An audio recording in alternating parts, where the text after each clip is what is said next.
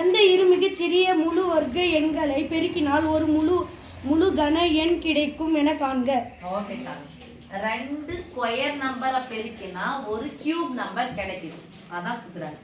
எந்த மிகச்சிறிய மிகச்சிறியதான் அது. எந்த மிகச்சிறிய முழு வர்க்க எண்களை பெருக்கினால் சிஎம் குட். எந்த மிகச்சிறிய வர்க்க எண்களை பெருக்கினால், வர்க்கம்னா ஸ்கொயர், ஸ்கொயர் நம்பர் ரெண்டு ஸ்கொயர் நம்பர் பெருக்கினா ஒரு கியூப் நம்பர் கிடைக்கும். ஃபர்ஸ்ட் நம்ம ஸ்கொயர் நம்பர் எழுதி பார்த்தலாமா? 10 வரைக்கும் சொல்லுங்க. 1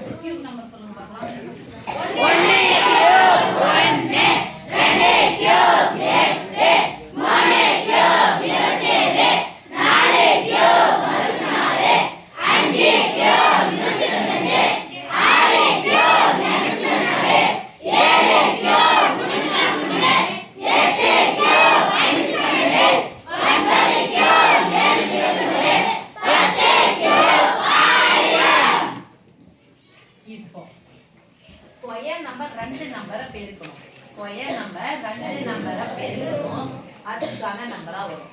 ஸ்கொயர் நம்பர் சின்ன நம்பர்னு சொல்லிட்டாங்க. சரி, 1 4 பெருக்கிறேன். 4 எதுனா இருக்குதா? 4 9 பெருக்கிறேன். 37 எதுனா இருக்கா? அந்த 1 9 பெருக்கி பார்க்குறேன். 9 இருக்கா? 1 உடனே பெருக்கிறேன். 4 9 பெருக்கிறேன். 4 16 பெருக்கிறேன். 16 நாள் எவ்வளோ? 64 இருக்கா? இங்கே வந்துடுச்சு. அப்போ அடுத்தடுத்து என்ன பெருக்கி பாருங்க.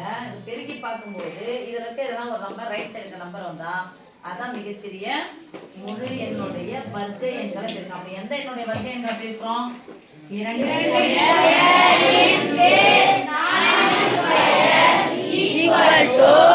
சாமி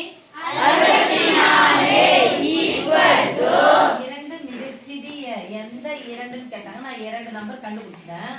2 மிகச்சிறிய முழு வர்க்க எண்களை பெருக்கினால் ஒரு கன எண் கிடைக்குது. அந்த கன எண் எதனுடைய கன எண் சாமி? 64 2 மிகச்சிறிய வர்க்கங்களின் முழு வர்க்கங்களை பெருக்கினால், முழு வர்க்க எண்களை பெருக்கினால் ஒரு கன எண் கிடைக்கிறது. ஒரு கன எண்